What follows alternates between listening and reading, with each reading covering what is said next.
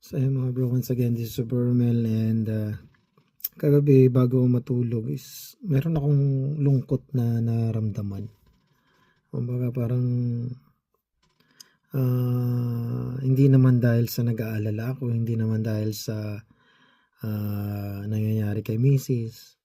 Kundi parang ang lungkot ng lungkot na naramdaman ko dahil sa kay Jacob. Dahil sa situation ng anak ko na hindi, it is not because of faith, no, na nagkakaroon ako ng loneliness sa puso. So, I got my Bible and then nabasa ko sa Psalms chapter 13. Naramdaman din pala to ni David. Nung time na siya ay hinahabol ni Saul, nung time na naramdaman niya na parang ina-abandon na siya ng Panginoon, na nagkaroon siya ng feeling ng abandonment, sorrow, and despair. Kumbaga parang wala na siyang pag-asa.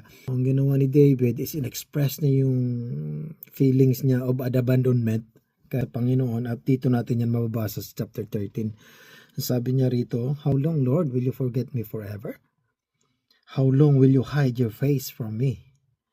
How long must I wrestle with my thoughts, and the day after day have sorrow in my heart? And then, look on me and answer. Lord my God, give light to my eyes, and I will sleep in death. And my enemy will say, I have overcome him, and my foes will rejoice when I fall. But I trust in your unfailing love. My heart rejoices in your salvation. I will sing the Lord's praises, for He has been good to me."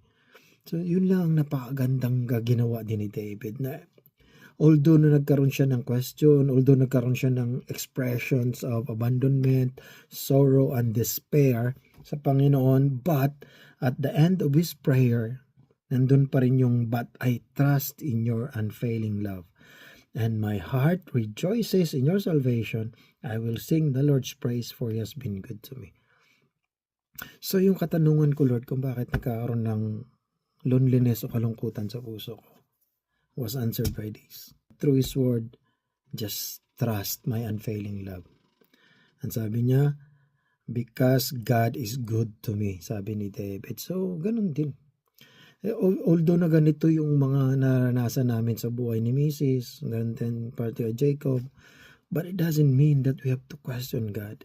It doesn't mean that we have to question the unfailing love of God and His goodness. Kasi ang daming dinaanan sa buhay, pinagdaanan sa buhay, na mararamdaman natin ang pagmamahal at kabutihan ng Panginoon. Lalo pa ngayon. No?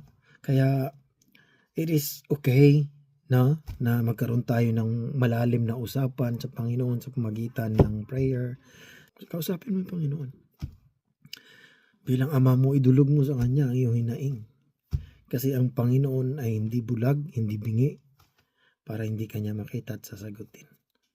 Just trust the unfailing love of the Lord. Kasi minsan ang kaaway ay inaatake ang ating mga isipan. No? Kaya nga ang sabi ng Bible sa Philippians 4:8, no? "Finally, brothers and sisters, whatever is true, whatever is noble, whatever is right, whatever is pure, whatever is lovely, whatever is admirable, if anything is excellent or praiseworthy, think about such things." We have to feed our mind, no, with the Word of God. We have to feed our mind with those noble things. We have to feed our mind with its pure and lovely and admirable. And we have to feed our mind that God loves us, and His love is unfailing love. Alright, so minsan nasa isipan lang. Kaya trust the Lord with all your heart and lean not on your own understanding. Amen?